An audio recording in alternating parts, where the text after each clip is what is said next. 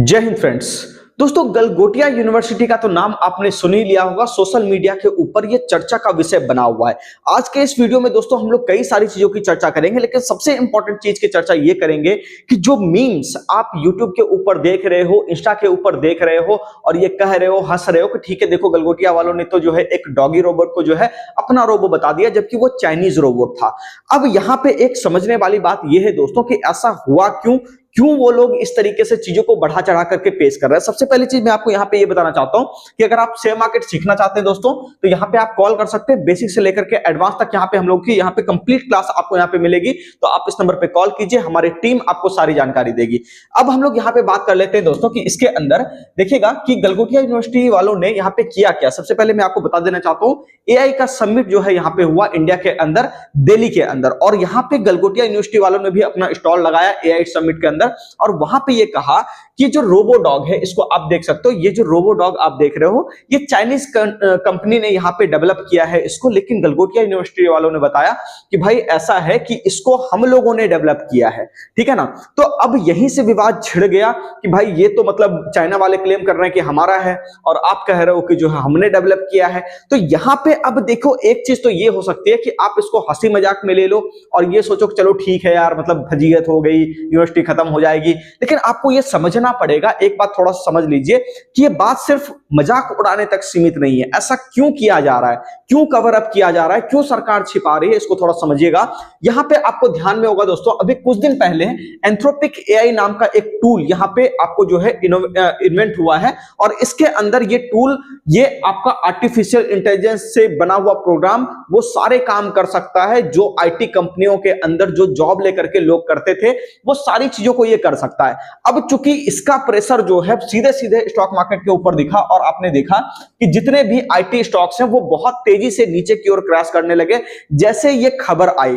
तो यहां पे बड़ी बड़ी कंपनियां जो इंडिया के अंदर है, वो उसके ऊपर एक खतरा मंडराने लगा। उसको लगा कि भाई हम तो खत्म हो जाएंगे। तो कहीं ना कहीं चीजों को कवर अप करना था और उनको ये मैसेज भी देना था दुनिया भर को कि भैया देखो हम लोग जो है एआई के ऊपर थोड़े से सिंसियर है। हालांकि कितने सिंसियर है ये आपको भी पता होगा, है ना। ना ही संसद के अंदर अभी तक एक सही ढंग का बिल पेश हुआ है कि आर्टिफिशियल इंटेलिजेंस में सरकार क्या करना चाहती है।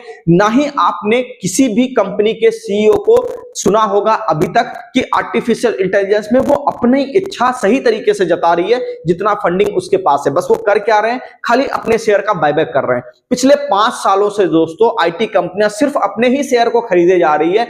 मतलब प्रमोटर और मोटा होता जा रहा है, ठीक है, और उसको इनोवेशन से कोई लेना देना नहीं है। तो जब भी आप ऐसा करोगे तो इस बात को आप याद रखो कि पूरी की पूरी इंडस्ट्री खत्म होने के कगार पर आ जाएगी और कहीं ना कहीं चीजें बहुत ज्यादा कॉम्प्लिकेटेड हो गई है।